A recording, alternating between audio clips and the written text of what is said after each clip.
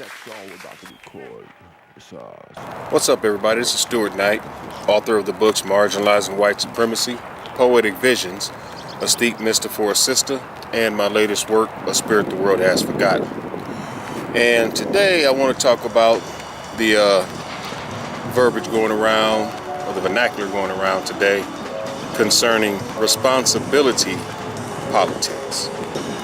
You know, with the recent events in the media of the faces of black men being put out as either sexual deviants, robbers, or definitely killers of very important people, you're starting to hear this uproar amongst the black community or the black collective online, speaking about saying things such as, you know, we need to take responsibility. Now, many of us don't understand what that phrase actually means as it pertains to how it works for white supremacy. Because each and every individual black person cannot or should not take responsibility for the actions of a lone black person simply because that person is black. You see, that plays into the white supremacist belief that all black people are the same. That all black people are somehow and in some way, shape, or form deviant. And true enough, that is their interpretation, and that's the interpretation that they crafted for themselves to dehumanize black people. But the one thing about it is, we don't have to do it to ourselves. You see, the black person needs to take responsibility for his own actions. And that is why we as a people need to really understand how white supremacy functions, so that way we don't, in a sense, give them excuses to come in and criminalize all of us. You see, this happened once before back in time when it came down to the mandatory sentencing laws back in '94. You know, there was a lot of shootings at schools due to so-called gang violence. And they created laws to where, you know, they started zero tolerance policies. They created these laws to where they could start locking up black people.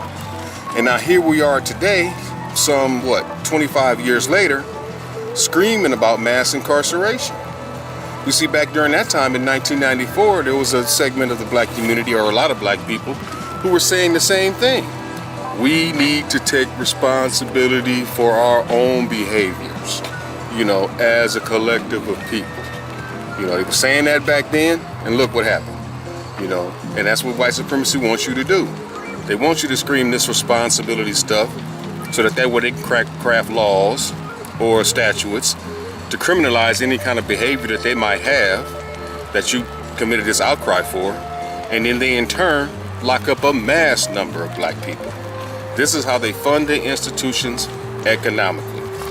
Now, we as a people do have to take responsibility individually in learning more about ourselves to correct our behaviors, to end the jealousy and envy that we have as individuals.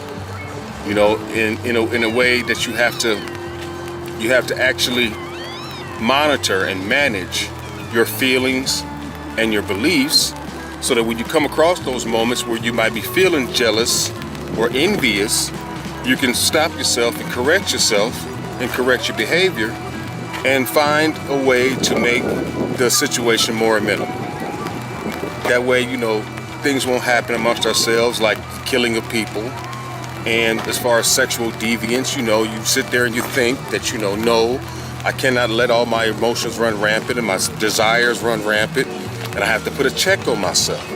That's what living is all about. You have to check yourself. You know, white supremacy teaches us that, you know, you can't control your emotions. You're supposed to live your fullest life. Go ahead and feel free and be free. But what is not understood is that whites have institutions and programs and systems that they've created for themselves to actually help benefit their own people.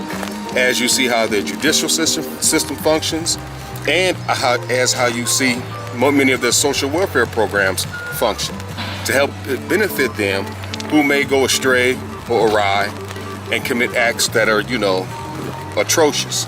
We as black people, we don't have that same thing. And then when we go to their institutions, we're punished, in a sense, in some form of punitive manner.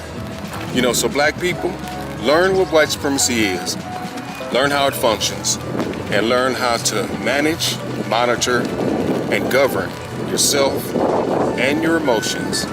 And then, as an individual, you'll be taking the responsibility necessary to change the conditions that we have to face in a society, and then maybe there can be some collective unity.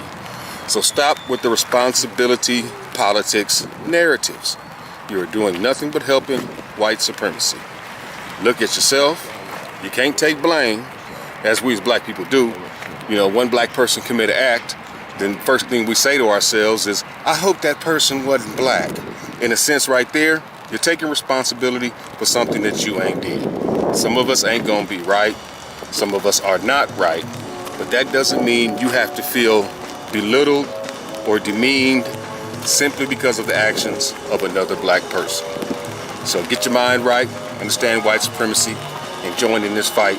And stop talking that responsibility, we have to take responsibility crap. It does nothing but give white supremacists an inroad to persecute you. Once again, this is Stuart Knight, author of the books Marginalizing White Supremacy, Poetic Visions, A Steep Mister for a Sister, and my latest work, A Spirit the World Has Forgotten.